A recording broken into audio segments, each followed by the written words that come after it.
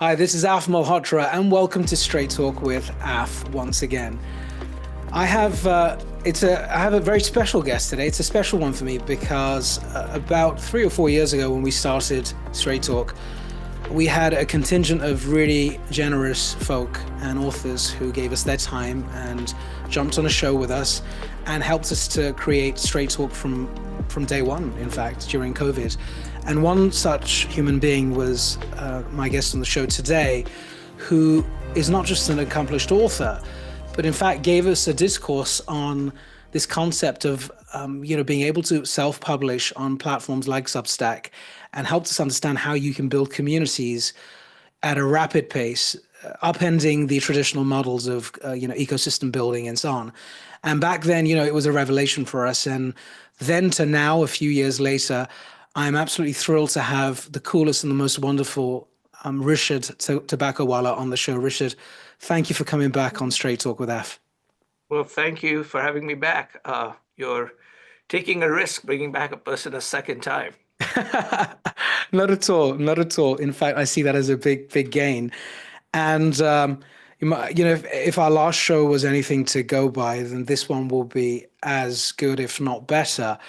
And this time round, you have used your wonderful experience and knowledge and perspective, which, by the way, is so incredible because of your newsletter that I think thousands and thousands of people receive, and it's so beautifully crafted, I have to say, and so well written. And may I add, before Gen AI came along, just for all of the other Yes. audience members who might think, well, actually, of course, everything is readable these days.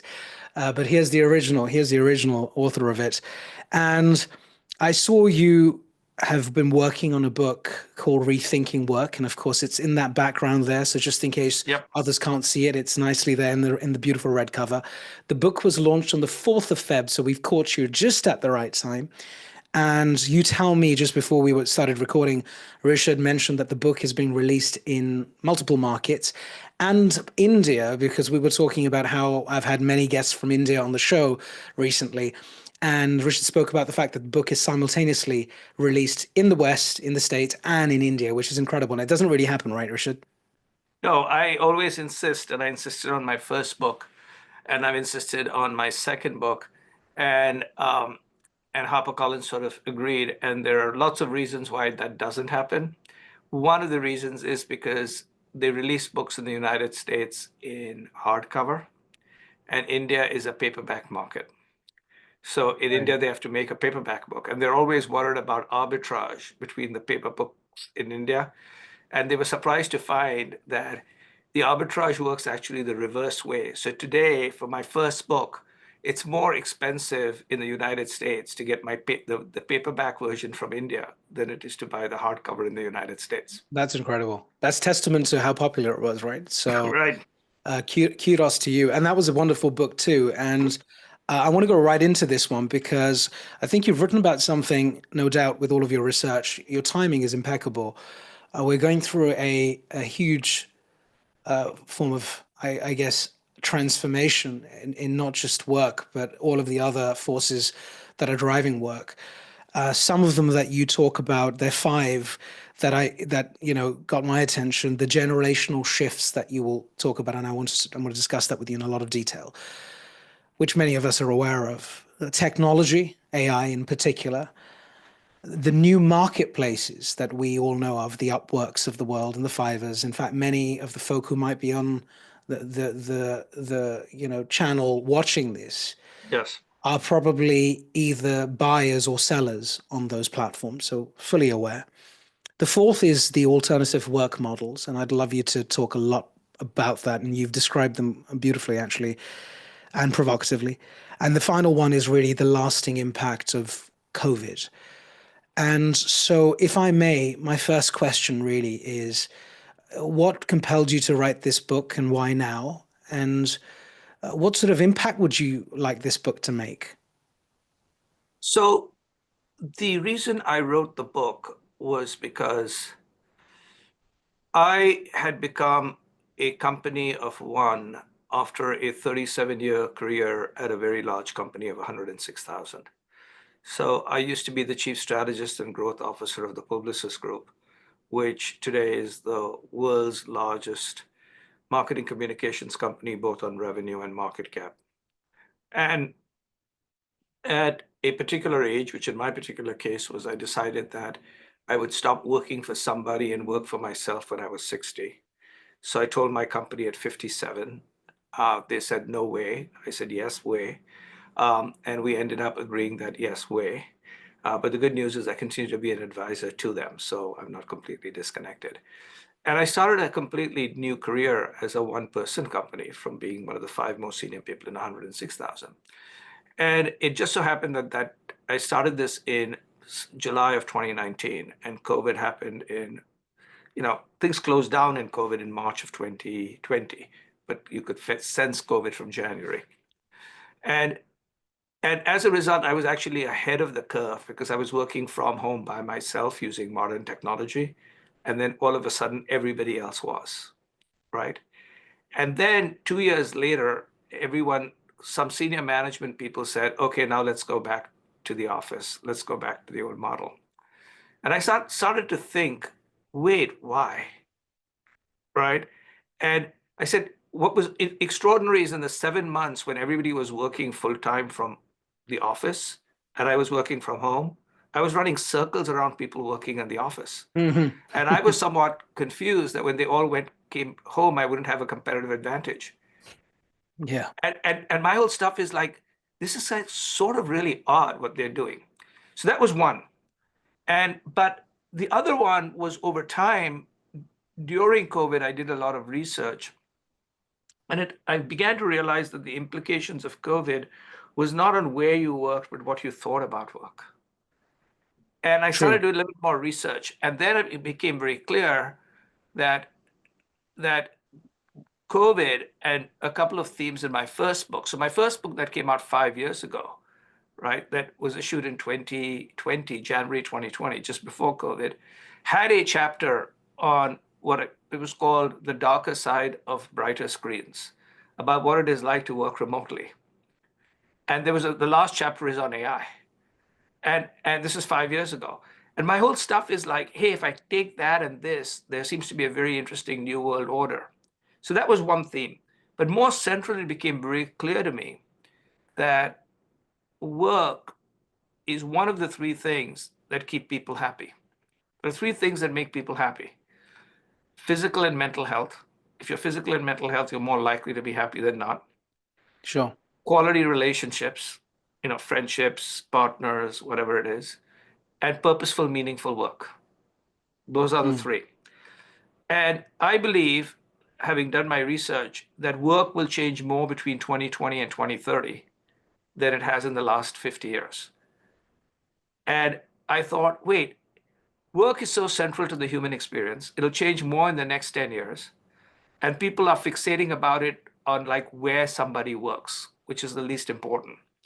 So let me do some research on this stuff. And that's what I began to do some research. And I began to realize, and it was kind of clear, I already sensed it, that there were these huge changes of the ones that you've mentioned that were happening, that it was almost like the way I said it is there's a tsunami of change coming, and management and talent is fiddling on a beach with a sandcastle called Where Do I Work? When a tsunami is coming of waves and they don't see it. So I said, please lift your head and see what's actually happening versus fixating on something that's irrelevant. yeah, yeah, yeah. You're bang on, and I think it's incredible because if I think about let's look at where you've come from. You came from a traditional organization, albeit, Yeah, huge, 100,000 people plus. You became a team of one. And of course, you had a lot of virtual team members as yeah, well. And, I'm in the startup space and I'm an ex-corporate too. And as soon as I picked up your book, I was just looking at the first few chapters, I started to really think about the seriousness of this issue. It is super yeah. serious. Oh, And yeah. it's super serious because what's worrying is that the corporate leaders of the more traditional organizations, I think still haven't really figured out that this tsunami is coming. No, And exactly, yeah, exactly. And one of the reasons they haven't figured it out There are two Please. reasons. There are many Oh, reasons, but they're yeah. the two biggest ones. And unfortunately, as someone who, fortunately, unfortunately, as someone who was one of them, does that make sense, and still have many friends that hang out with them, Yeah. it became very clear. One is we hang out with each other. Okay. So we're getting confirming bias and confirming evidence, which is not actually true. But the second is we know this in, I think we know this deep in our hearts, but we're not accepting it. That one of the reasons people are rejecting coming back to the office is they don't want to come back to the bosses, right? That this is actually a rejection of us. It's not a rejection of a space. It's a rejection of a way. So I have a chapter, or not a chapter, but I have a theme that we've entered the age of debossification. So this is not about space, it's about debossification. And if you're a boss and you're told basically we're entering an age of debossification, you don't kind of like it. Yeah. I think you hit the nail on the head. And I want to first start with, if it's okay, because there's so many Sure. incredible dimensions to your book, and I want to get folks to pick it up and go and buy it, in fact, and read it. I first want to start with the future of work in general and rethinking work. Yep. And in the book, and we're gonna meander Sure. back and Yep. forth, right? So in the book, you talk about this concept of work is becoming more fractionalized or more modular. And firstly, could you explain what that Sure. means? Because I think let's start with that, and then I want to go into the next part of the implications of that. So, what is fractionalized and what is modular? So in the days of past, work was equated to a job, when actually a job is a series of tasks. And now, if you remove this idea of a job, you Hmm. basically have a series of tasks to be done. Correct. Yep. Okay. And those tasks can, inside a company, those tasks were done by the company basically deciding you do these tasks, you do those tasks, which is, like your finance, your marketing, your production, your software. But in effect, what was basically happening to a great extent is that was the only form of modularization that actually took place, which is I take I take the tasks that need to be done and I connect it to jobs. Mm. Now you can take the tasks that need to be done and connect it to talent wherever they are and not have to buy the talent 365 days a year. Right. Right. Right. And so to a great extent, that's the first form of fractionalization that happened. That if you think about today, most companies, let's look at a Google or a Meta. The majority of Google employees, quote unquote employees, are not employees. That's what Mm. most people don't realize. So Right. when Google has, for every one employee, I think they have 1.2 or 1.5 contract workers. Okay, forget about freelance, forget about everything. It's 1 to 1.5. Mm. And so the reality of it is that today, why why should a company not, or anybody, if they want to get something done, not mix and match the best in the world by basically saying, let me take what needs to be done, break it up into discrete tasks, Mm. and if it is cost effective to break it to different tasks and pass it around. Now, in the past, the reason that that was difficult, and there's a very famous professor who's dead now, won a Nobel Prize, called Ronald Coase from the University of Chicago. And he wrote a paper called The Theory of the Firm, which is, why does a company exist? And he says a company exists because internal friction is less than external friction. So when you work in a company, you have to deal with the drama of the company and the bureaucracy, but that was less than external friction. But in today's world of marketplaces, in today's world of technology, in today's world of the internet, I have a feeling that internal friction is greater than external friction. Indeed. Yeah. And therefore, companies can basically look at things everywhere else. And that is how things become fractional, which is what tends to happen is you no longer think about solving something by who should I hire, but you solve something by say, who can get this done? Mm. And Mm. that's a very big thing. Who can get this done versus who should I hire? Yeah. And It's sorry. Carry on. Yeah. go ahead. And You know what? and that changes the way you approach everything. Hmm. And more companies are basically thinking about it that way, which is uh, that I can basically get tasks done and I don't need to hire for jobs. And then do not need to tell you that things like all the modern stuff that's coming, like AI, etc., further accentuates that. Yeah. Yes, that is one. But the other part of fractional is something else, which is what happens. Now, I truly believe that even at this current stage, AI is significantly underhyped. And one of the reasons I think it's underhyped is because it's becoming clear to people, but I don't think it's becoming as clear as possible, that all of us are white collar workers and therefore we claimed ourselves to be knowledge workers. Knowledge is free. Yeah. I used to say knowledge is going to be free, but as of this weekend, knowledge is free. Okay, with OpenAI's deep research product, Hmm. Google's deep research was 2 weeks ago was getting there. Now OpenAI's Google product, knowledge is free. And so your knowledge does not matter anymore. Your experience doesn't matter anymore. What matters is your expertise, and experience and expertise are very different. Mm. Knowledge is different than intelligence and insight, but knowledge and experience, zero value or close to zero value. Now just think about what that means. Mm. The other is if things are going to be as productive as they are, I think most companies are going to require 20% fewer employees very quickly, within a year. 20% fewer employees. You're already beginning to see it, that the biggest places where the cuts are being made are the technology companies. And the technology companies are following two paths. One is called AI and the other is Musk. Okay. So what Musk did at X, and now he's made that actually into EBITDA profitable. Now, part of it is by forcing people to advertise using threats, but whatever that Mm. is, right?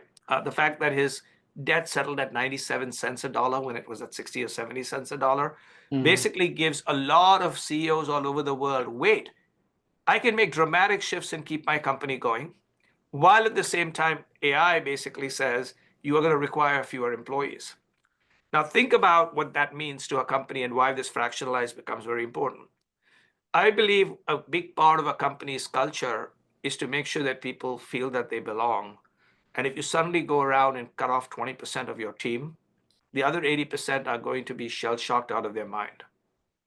The other is out of that 100% of your team, you actually want 95%. There may be 5% you don't want, okay? Oh. But you want 95%. Now imagine if you can take all your team and basically make this offer to them, to everybody. Starting next year, you can decide to work 60% of your time, 80% of your time, or 100% of your time. Tell us how much. And if you work 60%, you get 60% of all your benefits, including stock and bonus. But for everybody, it's 100% of healthcare, because in countries like the US, healthcare is tied to work. Yes. Your choice. And what I would basically end up is doing it that way, you'll end up with having taken a 20% reduction in force, with everybody being thrilled out of their minds. Because people who cannot afford to work 80% of the time will say, I want 100%.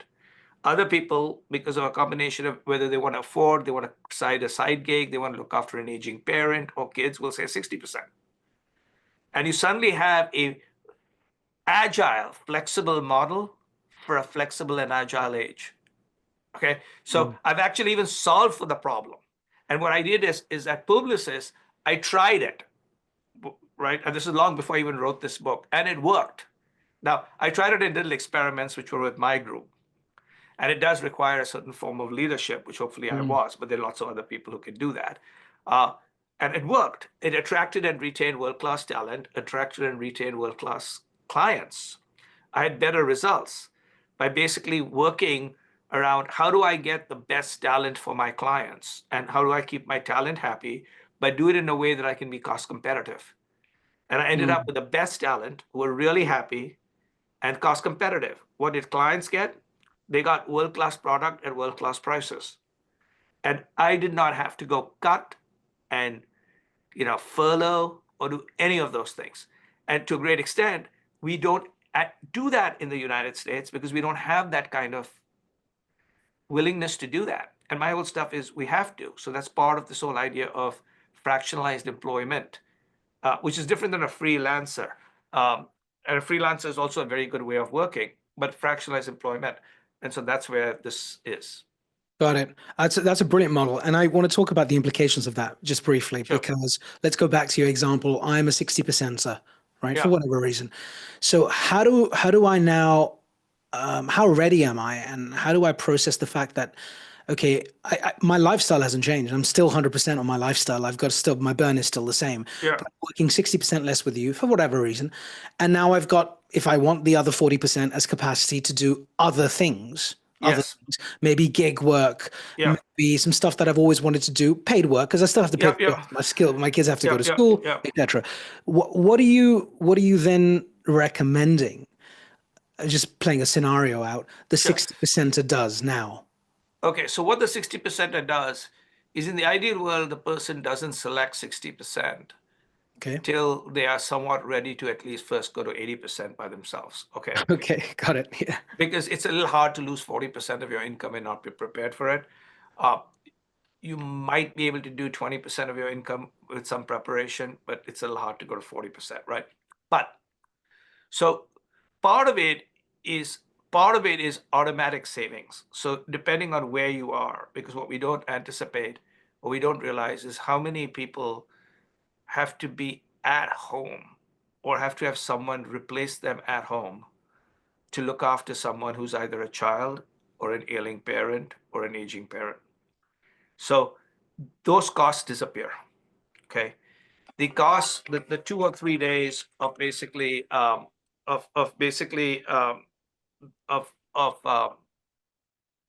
having to commute to the office those 2 days, the lunches and dinners. So about half of the 20% actually gets, assuming you're paying somebody to look after somebody, Mm. etc. You start to make savings right there. You see the But now offset. You see the offset. you, Yeah. you see some of the offset. You don't do Mm. all the offset, but you do some of the offset. Yeah. The key thing that is very, very, very, very important, um, is that the thing that is very important for most people to realize is, before you start doing this, which is what my book says, prepare for what the future is. I would suggest you do three things for everybody, right, who's listening to this. Number one is start thinking about how to operate as a company of one.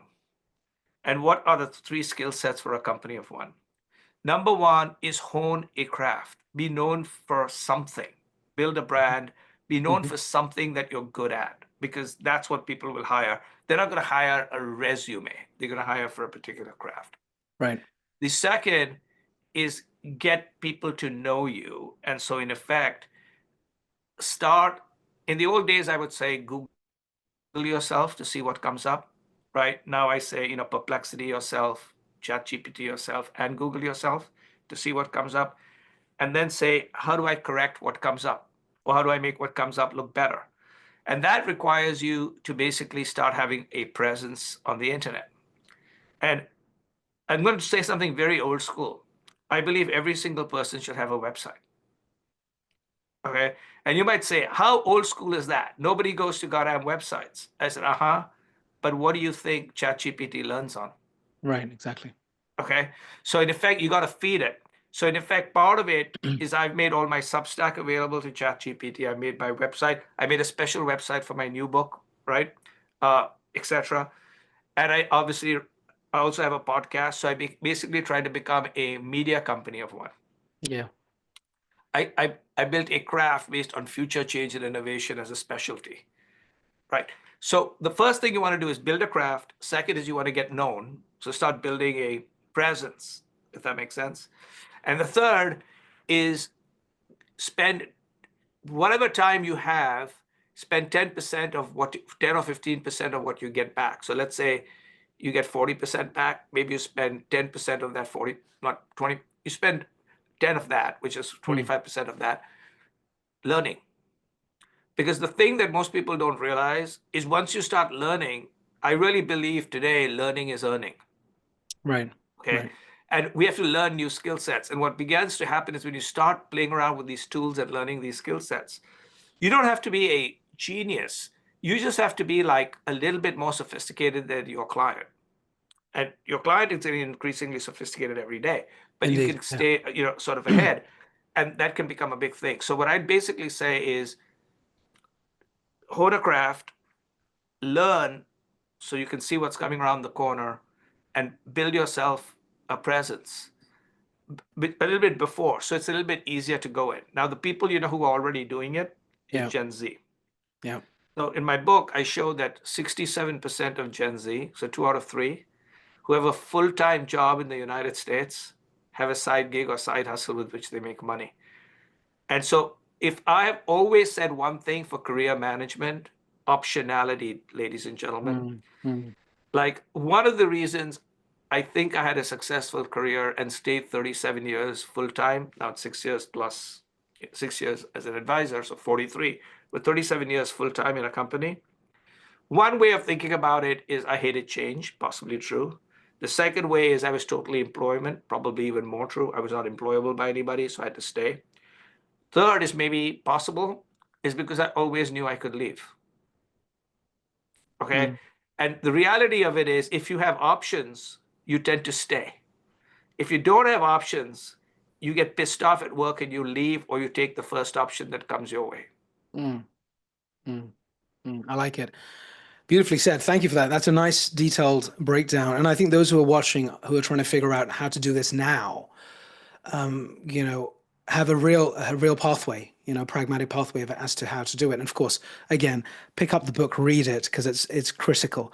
Let's move on to the next phase, which is very much about this role of technology and AI. And I think we've already alluded to it numerous times over. We talked about OpenAI, GPT, DeepSeek, all of this stuff coming through. So there is no doubt, it's unquestionable that the role of generative AI in particular, let's just focus on Gen AI for a second, has really totally rewired and reconfigured the understanding of what it means to be a knowledge worker, right from writing letters to the local council to complain about the local rubbish not being collected, to writing a thesis, and to writing prospect emails, right, and much much much much more.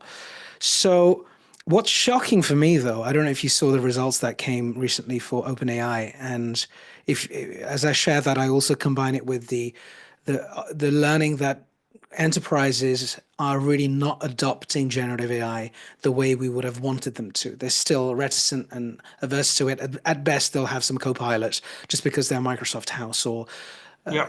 Gemini because they're a Google house, but they're not going beyond the realms of that for a thousand different reasons. OpenAI's numbers basically confirm that 80% of their users use the platform less than once a month. Okay. Now, that means generative AI is not really that sticky, super addictive tool. It is for you and I, but we are the tiny minority, right? Yep. With still a long way to go. So given that it's not really mainstream in terms of adoption based on the numbers we're seeing at least, so it might be hyped. Absolutely. That's the topic that comes up on every event and every panel. How do you see this AI revolution impacting, evolving work in the next decade? I know you talk about the fractional piece and so on, but I speak about it from the point of view of, the sense of security that we've been brought up with over the last 5 decades plus is about getting the job, as you know, right? And Yep. that gives you a salary from 9 to 5 or whatever the hours may be, and that makes you happy. Allegedly, that's what you have been Yep. believed to think. And then, of Yep. course, there's a sense of certainty that comes in your life. But of course, we now know that 70% of people hate going into work. They hate their jobs. Yeah. Gallup says it, HBR says it. The Yeah. damn thing's been going on for Yeah. ages. So tell me a little bit about, doom and gloom one side and then bright lights the other. First, let's start with, where could this all go wrong with AI for the person who's not realizing that there's a tsunami or there's like, enlightenment here to some extent. How could it go wrong for them?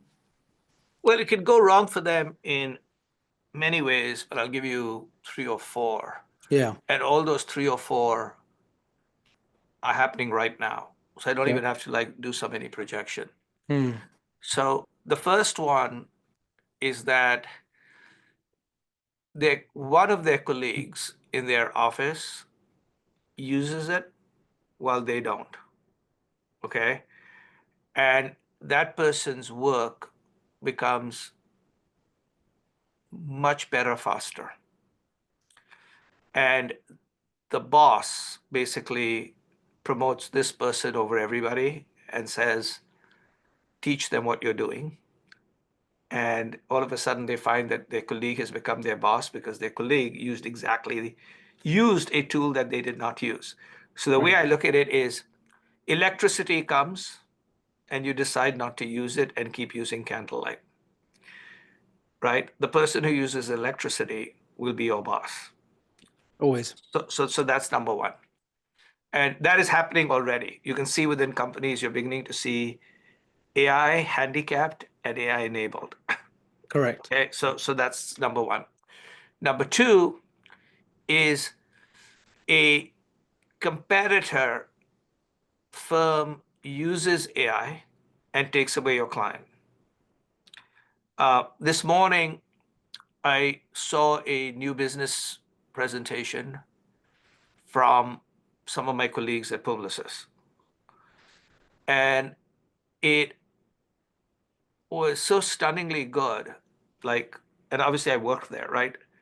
But they wanted to just show it to me, not to get my advice. They don't need my advice, but to educate me because I have an ongoing thing where they have to educate me as to what the state of the art is. So I'm looking out there and looking at it, and they've very nicely encrusted AI with a very friendly face, right? And my whole stuff is like, oh my God, like this is like astonishingly, good. So in effect, you lose your client faster than you think you lose your client. Because I Absolutely. believe, right, that's number two. Number three, so as a person, you'll have a boss you don't want, your colleague will become your boss. Hmm. You will lose your client, and therefore you won't potentially have a job. But the third, which is very, very important, is when you don't have a job, you'll find you're not hireable because they will be hiring now for AI first. Correct. Nobody is not hiring for AI first. Let me tell you that. Okay. So what you're just doing is you're basically allowing your colleagues to be your boss, to lose your client, and to lose your job and not be hired. Besides that, everything is fine. Mm. And by the way, ladies and gentlemen, that's 2025. I'm not talking about 2026. It's 2025. So if you want to basically think, oh, I'll retire, well, unless you're going to retire this year, too bad. Okay. And if you retire, you also will need to use it because at some particular stage you won't be able to understand the world around you because it'll be that. And literally we are living in a world where I truly believe that unlike everyone else who thinks AI is overhyped, I believe it's significantly underhyped. Most people don't realize what's about to hit them. Okay. Yes. And Yes. and and I'm not saying do it through fear. That's why we started with doom. But if you want fear, fear is very simple. It's going to significantly impact your job this year if you don't learn it in a negative way, if you Mm. don't learn it. Mm. Mm. I want to transition straight into something that's really important and it's real and it's happening and it's a real barrier, which is culture. You know, leadership down in these large organizations, even mid-sized organizations, you are dictated or governed by a way of doing things, right? And you're at the mercy of your manager or your boss or your leader, whatever it may be. And I'll come back to how you Yeah. define managers and leaders in the future. Maybe you can weave that into this. If you're working in an organization today where you've just watched this podcast and you're all geared up, you're inspired, you're like, this is it. I knew it. This is it. And yet you are suffocated because you are just a tiny molecule in the Yeah. grand experiment. And your bosses and their bosses and everyone around you is like, are you insane? We don't even allow GPT or we don't even allow Ren, which is my Yeah. platform for Yeah. Yeah. social sustainability. We don't allow that stuff in our company. That's Alibaba, right? Sorry, which one? Ren is Alibaba, I think. Is it? Well, I'm Yeah. actually Yeah. Yeah. I'm building an AI called Ren too. So Oh, okay. So yeah. So that's, maybe it's Gwen, but there's something from yeah, Alibaba that's somewhat similar yeah, stuff. good to know. Yeah. I didn't know Yeah. that. Yeah. So, uh, whatever the the AI solution may be, I'm using it. I'm hypothetically, I go back into my organization. No one else is. It's looked frowned upon, And I'm not seeing any change. And look, that is a reality of the situation in many non-tech industries where I mean, I walked out of a bank 2 days ago after doing a pitch, and it was a great pitch, and the chat was wonderful, don't get me wrong. But I had to explain the power of this Gen AI thing, and he nodded his Yeah. head. But he said, "Well, Af, yeah, that's not allowed. I mean, we can't do that here." Right. So when you're in that situation, apart from just resigning from the job, what is your guidance? What does one do in that situation? So here's the first thing. I would not resign from the job because I think, it's very easy to say resign from the job, but you need income and you need a whole bunch of other stuff. Of So course. don't resign from a job unless you have a job to go to. Uh, so definitely not don't do that. And don't throw a shit fit so you get fired from the job. That isn't right either. So here is what I would basically do. The first is do recognize that most of the usage today, or whatever, even if it's low usage, of a OpenAI, ChatGPT, or anything else, 70% of it is by people, 30% is by companies. So people are doing it at home. And the Right. reason is because they're not controlled by the company. Correct. Okay. The other is you can either get it for free or, like myself, I'm willing to pay $20 a pop. I'm not yet paying the $200, but $20 a pop. And I'm paying it for 5 or 6 of these platforms, right? So I do Gemini and Anthropic and OpenAI, etc. Um, and I can play around for either free or a little bit of cost. So you can build those skills at home and you aren't dependent on your company. So one Mm. is, if your company doesn't use it, doesn't mean you shouldn't be thinking about how you use it. Good So point. that's number one. Yeah. And don't basically say, well, I can't afford to do it. Well, there's a free version. It's only 6 months behind. But if you can't afford $20, then you really have a terrible job. Yeah. Okay, a month. So this is one of the services. So Yeah. then maybe you do quit your job, but go. So that is uh, one. The second is educate your bosses, not by talking about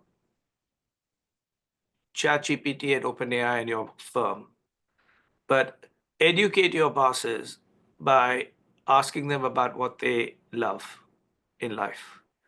So the way I sold the internet, quote unquote, the internet in 1940, 1995, 1996, 1997, in all those years after it came around to clients, is I did not go in and talk to them about the internet and TCP/IP and all of that other stuff. Mm. I asked their assistants, can you tell me 2 or 3 hobbies of this person? I would then go to their office. Often I would have to actually have them come to my office because their office wasn't geared up for like T1 lines and other kinds of stuff. Mm-hmm. Open up my computer and basically say, I asked your assistant about your interest, and she said, or he said, fishing. So, Mm-hmm. madam, let me show you something about fishing. And she also said opera. Mm-hmm. So, let me show you opera. So, I would basically take them to groups, and in those days, there were websites and chat things about those things, Mm. right? And along the way, occasionally they'd see a banner ad or they'd see other things. Say, what's this? And I said, it's really interesting. I said, there's equivalents of this in your category. So let me show you that. And they were hooked.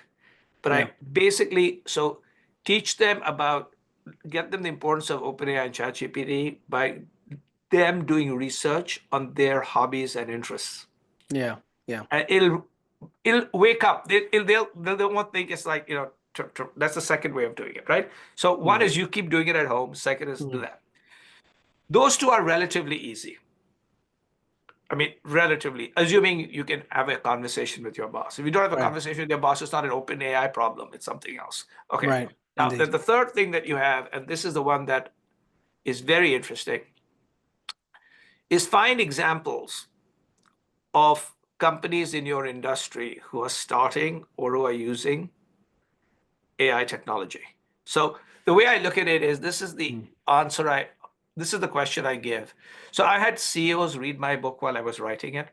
And some of the CEOs, I knew them all, but know them all. After they finished the five chapters, because each chapter is about how the world is changing, they said, we are looking at things very differently now. And then by the time I came to the end, what I really asked them was, let's say you have something like go back to the office, Hmm. right?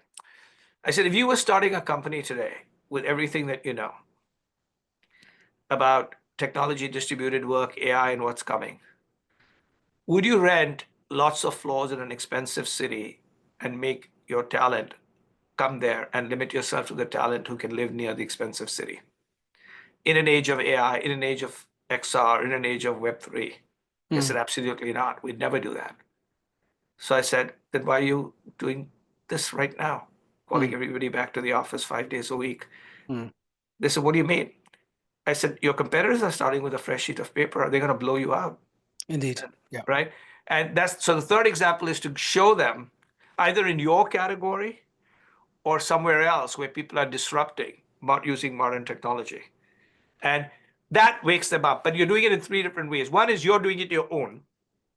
Second is you're getting them to like you by showing it in that version. And that's the carrot one. And then the stick one is look what's coming. And Mm. what I found is people who have followed this three-pronged thing have always managed to make it work. And it's so Yeah. easy, right? Yeah. But it Yeah. isn't going to your boss and saying you're stupid, you don't get it, I need to do this, or I'm in a terrible company and therefore I can't do this. None of that, right? Because in the end, the one thing that we will there are lots of things that let us thrive in a world of aliens. That's what I call AI, aliens in Yeah. a world of these alien life forms. It's from Mustafa Suleiman of, originally DeepMind, now Microsoft came up with the Yeah. word alien, Yeah. alien life forms. But the idea really is if you're living with these alien life forms, you you will find that in a wonderful way that it's going to make life much better as long as you figure out how to use it in these ways. And so then goes to the positive side, and the positive side for everybody is, and one of the reasons people like my book is while it's very realistic and very practical, it has got a massive underlying optimistic twist to it, right? Got it. Yeah. And but it requires us to change for that optimistic to happen. It isn't like you can stay exactly the same and the optimism will happen. So I truly believe this is what it will do to each one of us. It will give us more agency, potentially more compensation and more time. And it'll make us truly successful. So I believe success is not necessarily associated with power and money. Okay. I'm not saying power and money isn't good. I think power and money is fine. And in one of these, you need a little bit of money for what I'm about to say success is. So I believe success is the ability to spend time in the ways that give you joy, right? Nicely. Yeah. And and obviously money allows you to buy time. So I'm not saying money isn't involved. Mm. But if you end up spending time in the ways that give you joy, your life will be good. It's very likely whatever you're doing will be good. Because I don't see anybody world class not being joyful in what they do, Right. right? And as someone basically said, you need to love what you do, be true to yourself, and stay the course, Yeah. right? So love Yeah. what you do is try to get to that place, right? Be true to yourself. Is just don't constantly be phototropic to money tropic or power tropic. And stay the course means, by the way, there are going to be detours and rocks coming around, and you got to learn how to go forth. Yeah, yeah, beautifully put. Put it takes us to the segue around when you talked about, do what you love, about purpose before profit. And let's Yep. talk about the Gen Z or the Gen Z or the younger folk. How, in your opinion, how ready are corporate organizations for the next generation of employee? I don't think they're very ready as much as they need to be. And the reason is there are four very big changes. So the first is there are four very big changes with this next generation. Uh, and it's not that baby boomers don't have exactly the same, but a smaller percentage of baby boomers have these four, and a larger percent of Gen Z have these. So I'm not saying baby boomer is like this and Gen Z is like that. Okay. But taking completely two different groups. So one is, let's think about capitalism. So 2 out of 3 baby boomers believe in capitalism. but less than 1 out of 5, or just 1 out of 5 Gen Z believe in capitalism. That doesn't mean that Gen Z doesn't want money and power. They do, but they don't know if the current system allows them to get money or power. They don't believe that the current system has been good for them, and this is a generation that's grown up 9/11, 2008, 2009, COVID, etc. So that's number one. The second is, again, they would like to be like the grown-ups with all the money, but they think the grown-ups have paid too much of a life price for it. So I'm not talking about work-life balance. I'm just basically saying I don't only live to work, I also work to live. Mm-hmm. Okay, so how do I get to that? And the price one paid was too high. So the whole stuff is, can we get there with a lesser price? So, The third is they increasingly have believed that they are living in a world where they need to control their own destiny, and the social contract with companies have been completely burned, and they cannot depend on a company for their future, so they need to hedge their bets. They're not company girls or boys, okay, under any circumstance. And if they are, they're of their own company, not mm-hmm. of any other company.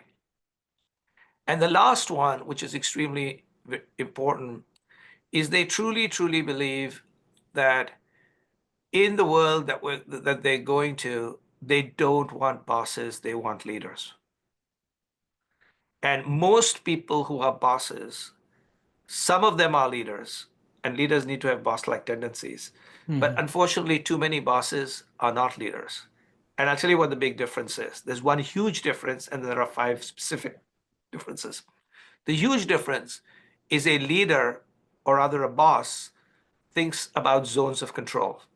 What can I control? Who can I control? Right? Let me get them back to the office so I can monitor and measure them. A leader thinks about zone of influence. Mm-hmm. Who can I influence? Who can I impact? Who can I improve? Right? So zone of influence versus zone of impact. Mm-hmm. So next generation, what are they looking for? Mentors, leaders, and guides. They're not looking for bosses. Mm-hmm. Okay. And so what does a boss do? A boss spends most of their time allocating, measuring, monitoring, checking in, right? And sometimes delegating. That's it. 80, 90% of their time doing that. I think you should be doing only 20, 30% of your time. You have to measure, monitor, allocate, all that. But what you should be spending your time is building, creating, selling, mentoring, and guiding. So I ask people, tell me how much of your life do you do that at work and how much of your time do the other? And they suddenly get shocked that they're spending most of their time doing left. I said, you're a boss. Okay. And Mm-hmm. nobody wants a boss. I'm not saying there shouldn't be some boss-like tendencies. I'm not saying everything is like leading, you do need measuring and monitoring. So that's the other stuff. I reject a boss. I reject the social contract, right? I reject capitalism as currently formed. I reject you. Now let's talk further. And that's what people don't understand. Uh, Mm-hmm. and I have optionality, and I'm going to make sure that I'm not dependent on you anymore, so I can't be under your toe or under your thumb, as the Rolling Stones song goes. I'm not Mm-hmm. under your thumb anymore. Uh, and all the wild horses won't bring me back. Uh, Keeping on Rolling Stone. So that is the basic thing to think about. Tenets of it, yeah. And I think you're bang on because we are seeing this huge vacuum, huge gap. In fact, we were doing some research recently in the UK, the FTSE exchange, the top 100 companies, shocking. Whilst the rhetoric is clear that they care about the next generation and committees and community work going on, only 8% of these FTSE 100 companies actually have a published dedicated report towards future of work Gen Z. Yeah, So they don't. they don't. They absolutely don't. And so that's yet another that's adding to the existing tsunami that's Yeah. that's running And, right now. and one of my friends, in fact, I just saw, and I'm gonna call him, a Yeah. gentleman called Matt Breton just wrote a book, and his book is Generation AI. And he Hmm. basically, he looks like a little younger than Gen Z, like Gen Alpha, I guess. He calls Yeah. them now Generation AI. Yes, that's Uh, right. and so what tends to basically happen is that people have always talked about digital natives and digital immigrants. Now Yes. these are AI natives, right? So you Right. got AI natives coming into your company, and you're sitting out there claiming that you don't want to do it.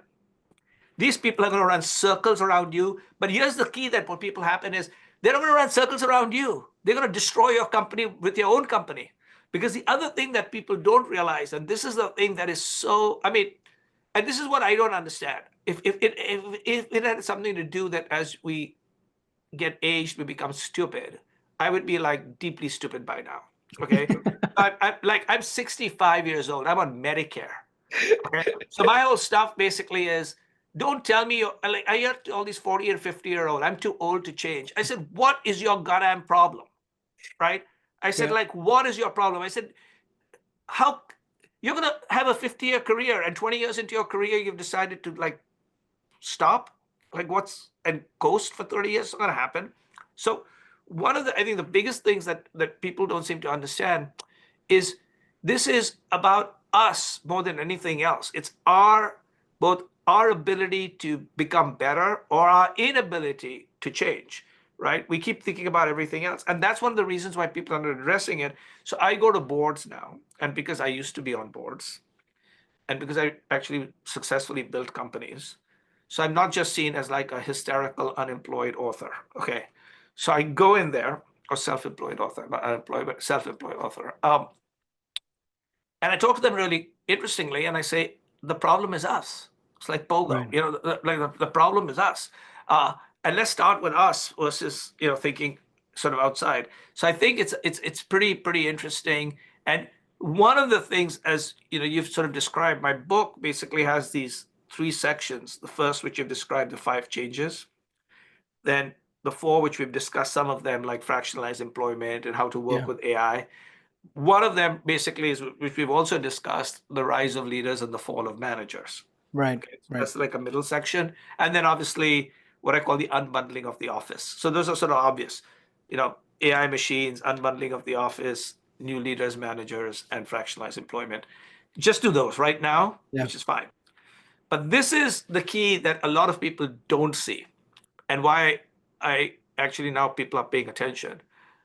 So I among many things that I was somewhat good at was strategy. So I was the chief strategist of a company that happens to have had the best strategy and beaten everybody with that strategy.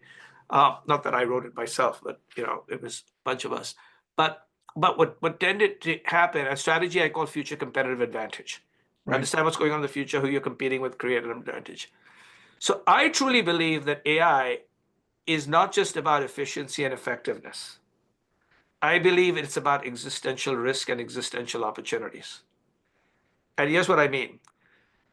If your business model is not relevant for the future, making it more efficient and effective is like a newspaper company using technology to make their printing presses work faster and their trucks move faster. You don't need printing presses or trucks in a modern Hmm. world. Hmm. So similarly, most businesses don't seem to understand they have to rethink their entire strategy. The mistake they're making is writing an AI strategy, which is the stupidest thing I've ever heard. Okay, I said that everyone's AI is a commodity. Everybody's going to have the same thing. So just get over it. Think about how to rethink the strategy of your firm in a world where there's these generational changes in AI, not writing an AI strategy. That makes no sense. So Right. the last 5 chapters are how to rethink the strategy of your firm. How do you think about the organizational design? I'm completely convinced that most of the employees and most of the work inside a firm will be done outside the firm, not done inside the firm, right? How do you work in that particular way? So what's organizational design? How do you basically retrain your workforce? You want Mm. to go from A to B, you got to help them get from A to B. It's not going to be like, immaculate conception. It Mm. basically has to happen. Very importantly, how do you all your financial metrics change? And so when people who are very senior say, oh my God, you got a chapter on finance in the future of work, a chapter on strategy and the future of work.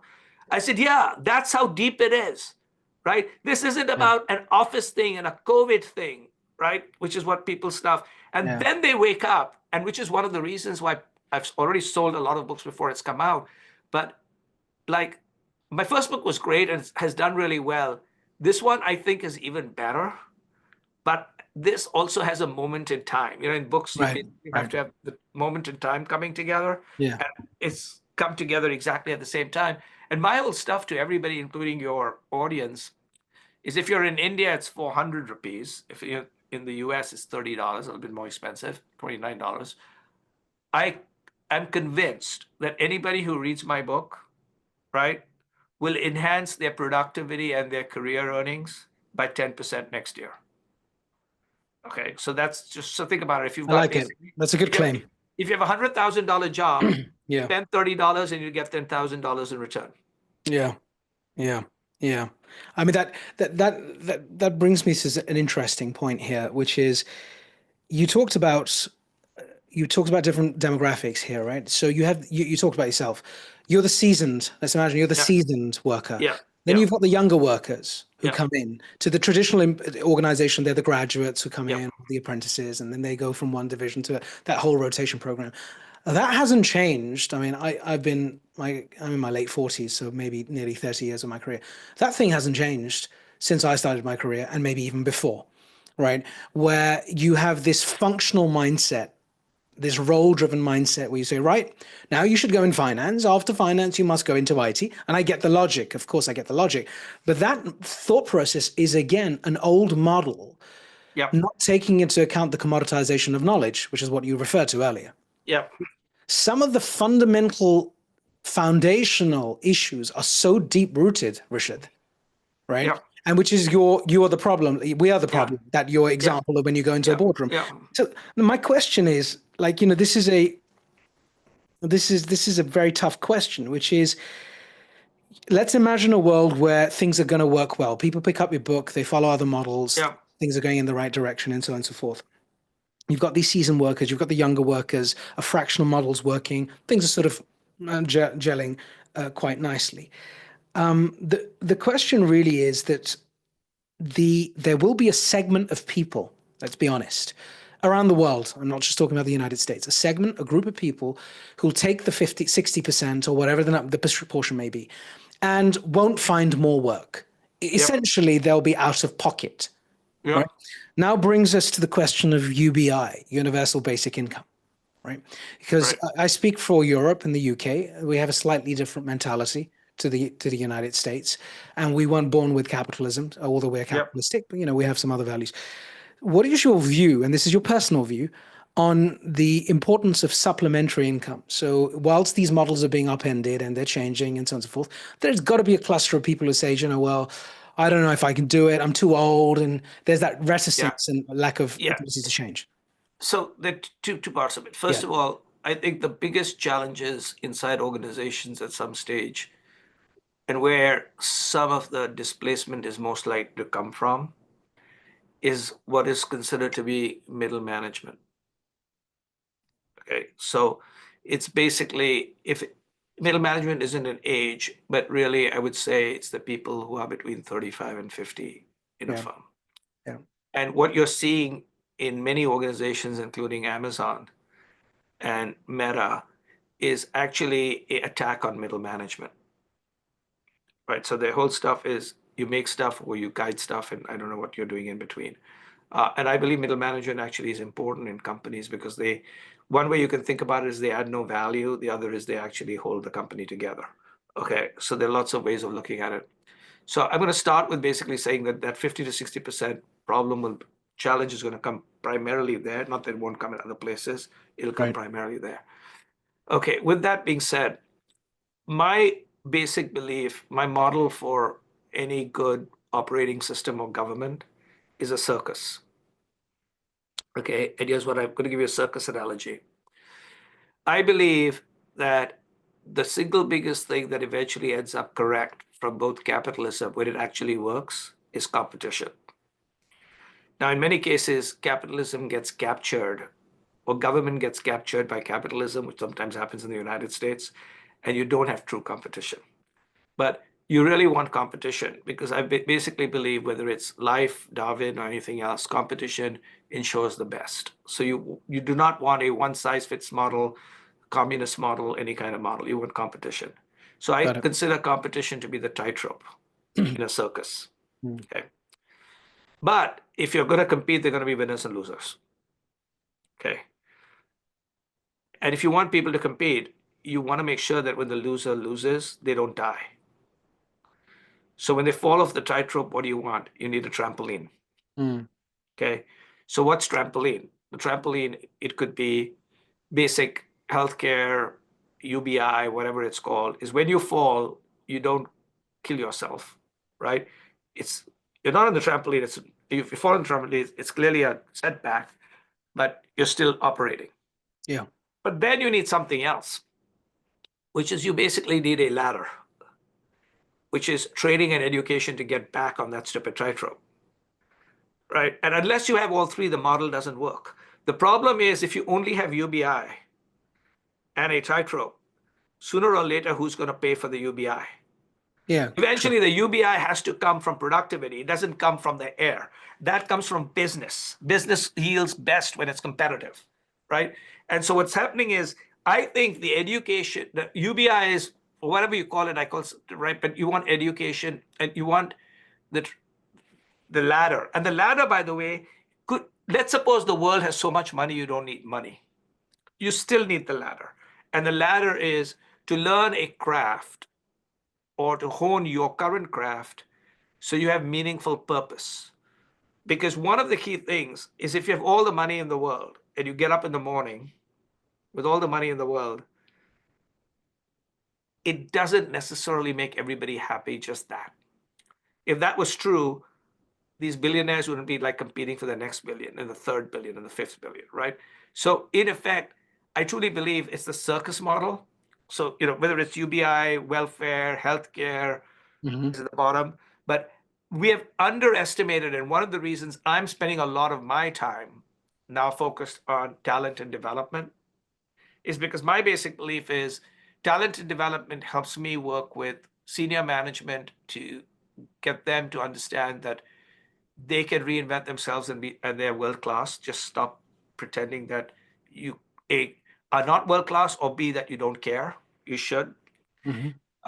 To bring young people on and sort of remind them that yes, they've got a lot of skills, but certain skills come with honing time and craft, and stop shifting jobs every 90 days. It won't work for you. But most importantly, with middle management and with companies, which is how do you retrain the workforce? And the problem is not that companies are not investing enough in their people. And my basic belief is if you want to get to the future, right, I want to see how much you're investing in educating your people and upgrading your people. Because if you don't do that, you'll end up not having the right talent or overpaying for talent. Because if you can't grow your own talent and you have to constantly get it in the marketplace, you'll go broke. Yeah. And the real good models will basically have probably 60-70% of your internal talent growing up, and you're bringing in a third of the talent from outside. But if you turn it upside down, you also then tend not to have a company culture, which is important. So Mm. I believe in I don't call it welfare. I call it like a trampoline that gives people an optionality so that we understand that not everybody can compete at any given time and that bad things happen. So to me, the idea of humility, grace, generosity is very important. That's that Mm. part. But Mm. my whole thing is the world of business can't only work on that, because Mm. then no one will work. So Correct. you got to keep the model going. Yeah, correct. You're bang on. Couple of more things I just wanted to share, and then Sure. we can speak for hours. The one was really about the next 5 years or so. I'm just putting an arbitrary number on Yeah. it. Based on your awareness of the industries and the different verticals and so on and so forth, which do you think are going to be the successes, the early adopters, and going to see the big seismic change that they're going to make at a business model, organizational level? Because it does require a lot of change, let's be honest, and a lot of agility. And who do you think, just if you could be bold here, who's going to fall apart here? Who are the laggards, or where's that sort of blockbuster moment going to come from? Which sectors? I'm not even going to ask for companies. Which sectors do you think are going to be succeeding and failing? So I would say that the sectors who are going to probably be most disrupted, right? And I'll say sectors because there are going to be companies in those sectors that will Correct. thrive and companies that won't thrive. Yeah. Yeah. The first sector that you're already beginning to see is automotive and transportation. Okay, so outside of airlines, right, automotive and transportation is going to be a big issue. There is a case to be made that, I'm not saying it will happen, that there is a case to be made that there will be, and I read this in a tweet, that just like in the world of mobile phones, at the end of it, there's Android and Apple. Okay. Right. And obviously there's Samsung and Huawei and, but there may be 3 or 4 Android players and Apple, but then there's iOS and Android. That's basically it. It could be in the world of automotive, there'll be Tesla and Waymo and everybody else. Right. So everybody else is going to have a big problem. And the fact that Tesla's market cap is greater than the next 20 companies combined tells you what the markets think. They might be high, and it might basically be, but at some particular stage between Uber and Waymo and Tesla, there's an entire issue as to why the hell do I own a car? Especially if the car becomes $50,000, requires insurance and everything else. The second sector that I think is going to be dramatically disrupted is education. Because in effect, if schools don't quickly endorse, enforce, and put AI into everything they do, they're irrelevant. Because schools believe, see, right now, schools do 3 things in the United States. They do 4 things. If they're a big school, a well-endowed school, they're a hedge fund that happens to have a school attached to it.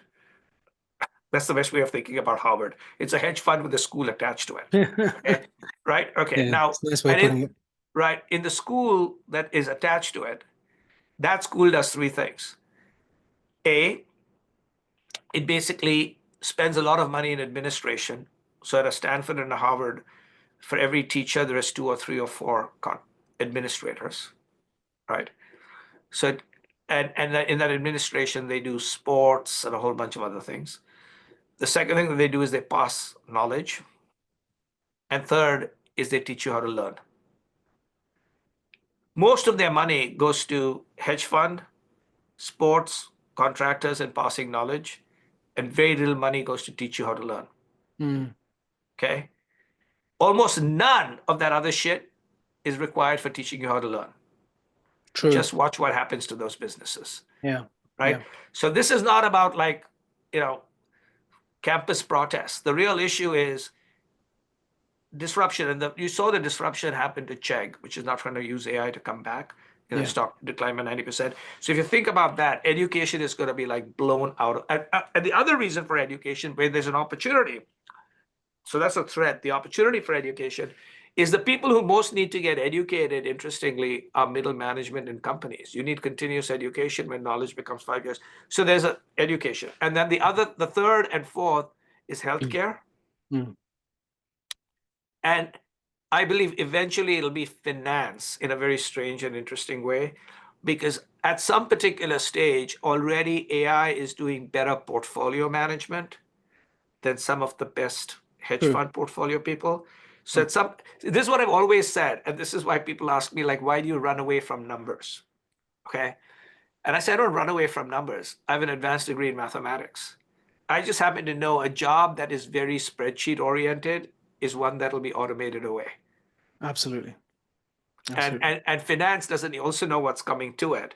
Okay. But at some stage, people are going to get sophisticated enough. One of the things, by the way, that most people don't realize is that the story to watch, I'm not making any investment calls. I don't do any of those because I'm more I've learned from the good worlds at Chicago, index funds. But one of the things that I would say is watch this particular movie. Robin Hood, right, versus Merrill Lynch. Just see what happens. Okay. Why is Robin Hood doing so well these days? It's not crypto and AMC meme trading. They actually are speaking to Gen Z. Correct. Who are going to be inheriting all the money. Yeah. And they're going to say, I don't need this stuffy old office with this guy or girl coming and telling me what's happening, right? And so that is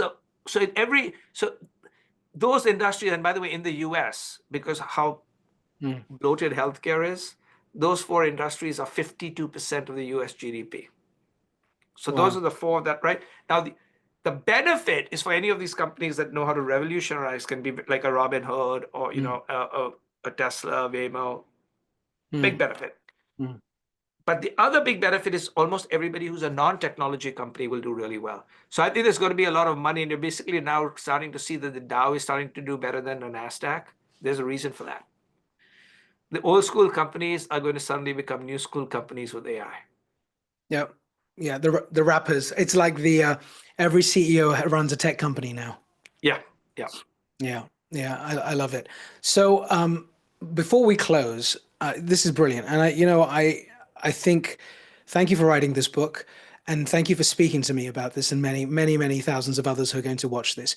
I think as we close off, if you could, and you've given many So pragmatic examples, what's the one thing you would say to a CEO of a company watching this who's thinking, great stuff, Rishad, I like it, mate, but I'm just going to go back tomorrow morning and crack on with whatever we were doing. What's the one thing you could say to them right now for them to potentially consider that they need to do things differently? I would say three things to them, which is already one thing, but three things to Okay. them. So the first thing is do crack on the way you are, but individually for yourself, get your assistant to free up an hour a day. And in that hour, either by yourself or for people inside your company or outside, get people to tell you about the future and how they would either improve or disrupt your company. So crack on the normal way that you're doing, but free up an hour. And there are people inside your firm, by the way, or you can go outside, but there's always, that's number one. Number two is take some of your teams, have a stiff drink or two. Imagine that you were going to come from outside to destroy your business on any particular product or service. How would you do that with only three constraints? That whatever you do has to be legal, technologically possible, and break even in less than 3 years. Go Right. into attack mode. Don't go into defense mode, Yeah. right? And third, which is the least important, every Sunday spend 6 minutes reading rishad.substack.com, right? As 750 CEOs do. Wow. Out of my 28,000, they're more than 750 CEOs, but the 750 CEOs are names I recognize. Okay. So spend 6 minutes every Sunday doing that. And it will either make you feel very good about yourself because you realize that you are actually as cool as you think you are, or because I'm stupider than I look. But it's a 6 minute gift that people like, and it's completely free. Beautiful. And I totally endorse that because I've been following you for a number of years since we Yeah. first talked. And it is without question the best piece of information and value that I read and actually makes me feel good about things. And I think Yeah. that's very important, by the way, before I finish. What you write makes you feel good about the topic. It doesn't bring you down or, Right. give you more cortisol hits. It actually makes you feel great about. Yeah, so my thing is, my general theme is I'm either a rational optimist Yeah, yeah, or a pragmatic enthusiast, yeah, right? yeah, So I've always basically believed that every single person I write for, speak to, yeah, has the ability, if they already aren't, to be world class at something, yeah, and they just need to believe in themselves. yeah, absolutely. I hear you. I hear you. Okay, my final question. How did it go today? It's been years since we spoke. How was the experience over the last hour or so? Please share your thoughts. It was really good. It was very clear you had done your homework, which is always good that you had actually read the stuff. The second is I like the conversation all holds together, but it was nice and meandering. So it was a conversation versus a Q&A session, which was fun. And third, it was really great because anytime I get to spend with people like you and others, just through the questioning I learn, which is important. But as importantly, you're doing me a big favor or giving me a gift of exposing me to your audience. And it's not a question of whether they buy books or not. Each time I buy a book, I get $3. It's not like I'm going to live on books. But by exposing me to your audience, it basically exposes me to people, and somebody out there might benefit, if not from the book, from some part of this conversation. And if I can help people get better, that is what I'm really doing, because my current theme is I'm helping people see, think, and feel differently about how to grow themselves, their teams, or their business. So if in this hour I've helped somebody see, think, and feel themselves differently about growing themselves, their teams, or their business, it's been a fantastic hour. Oh, thank you so much. I'm privileged to have you speak with us, and every conversation is so insightful. And I look forward to speaking to you once again. I think it'd be great to chat in the next 6 months or so to Yep. try and figure out how, not only how the book sales going, that's one thing, but actually how's the adoption going. Yeah. And the final thing I wanted to say to the audience is I'm a startup founder, and everything that Rishad has said in his book, we've talked about today, is a brutal reality. And as a startup chap, we have an agile team. We don't have an office anymore. First time don't have an office actually, because no one really wants to come into an office. But we do meet in locations twice a month if we're lucky, maybe once a month, Yep. and we have a social. And I had to accept that, even as a startup founder, that this is the new model. Yep. And you know what?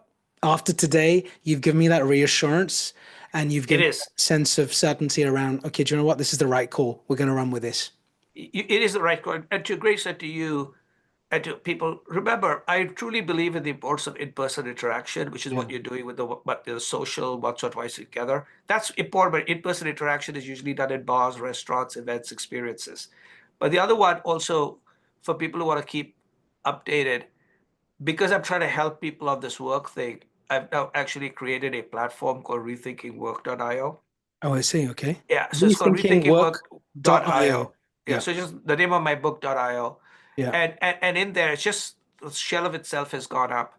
So initially, what it basically has is it has obviously stuff about my book, but it will have conversations like this. So it'll be called Conversations. It'll have press, but that's all very interesting. But I'm going to start a YouTube channel where I'm going to be talking to different people who are world class about how they're adapting to the future of work. So I'm going to be Superb. talking to an architectural firm that is redesigning spaces to get people back into the firm, for instance, as an example, right? So different people who are thinking about it from different perspectives. And then I have a resources page. So I've got like, here's McKinsey on work, here's BCG on work. I've Mm, got the leading fractional CMO CEO company, the head of that company, saying here are the resources. He'll also, come by. Some of the best Substack writers, I'm hmm. featuring them, right? Wow. So the whole Great. idea basically is like, I'm not the person who knows, I'm just one person who thinks about this. Here are other great people who are thinking about it. Here's the great thoughts about it. So the idea basically is you'll see stories, right, and points of view, right, which may be sometimes different than mine in this thing because the world is a complicated place. So I'm going Indeed. to put a lot of Yeah. different things out there. That's amazing. That's amazing. And at some point, if you want to get a startup perspective, I'd love to be on the show. I Um, definitely will have you. I will definitely have you on the show. But when this gets posted, this will yeah. also show up there as conversations. So I call it conversations. I used to call it podcast because some of them were video, etc. And Yeah. I call them conversations. Conversations, because that's what they are. They should be Yeah, conversations. If they're yeah. not, gosh, So then it's the so so wrong, you have the these wrong step. different conversations, on different subjects on these things. But that's me having a conversation with you as the host. But in the Yeah. future, it'll be me talking to you and other people, I and love that'll it. be in there, and that'll be different than my what next podcast, which is different. This will be all very much just focused on work. I love If it. that It's a makes sense. great, great idea. And it's an important idea because when you put all that work into the book, now you've got to see it through. Yeah, And that's rare, by the way. That's rare. Most people just write a book and hope for the best and say, well, yeah. it was a great Well, book. it's one of those things that's also very important, which is people are sort of asked, how did my first book do so well, and why did I get so much support, including in the physical copy of my book has been produced beautifully, right?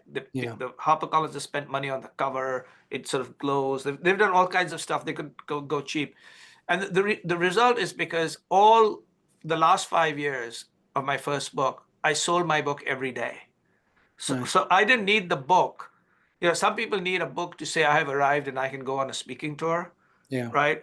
I don't think I'll ever arrive, but if the book wasn't going to make me arrive, okay. So Mm, the book was, hey, I want people to read this, and it doesn't, and I'm selling the book, which basically makes sense.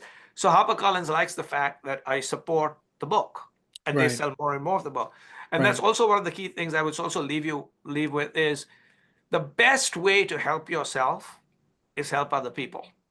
And I don't think anybody's sort of understood this. which is the biggest Ponzi scheme in the world is help other people and you'll get multiple help versus just trying to help yourself. Yeah, it's a good Ponzi scheme, actually. That's a good one. Yeah. We won't go to jail for that one. But Exactly. what a pleasure, Rishad. Thank you so much, my friend. Thank you. And God bless and all the best for this incredible book. We'll keep pushing it. The episode should be out in the next week, 10 days. For those tuning in, you can go on to Rishad's website, rethinkingwork.io. And of course, his Substack letter. Just type his name in on Google and you'll see him there. Thank you, Rishad. My sincere thanks. Look after yourself and fold my hands to you. Keep doing this work. And I will look forward to seeing you very, very soon, absolutely in the States when I'm there next. Perfect. Thank you. Bye-bye. Be well. God bless.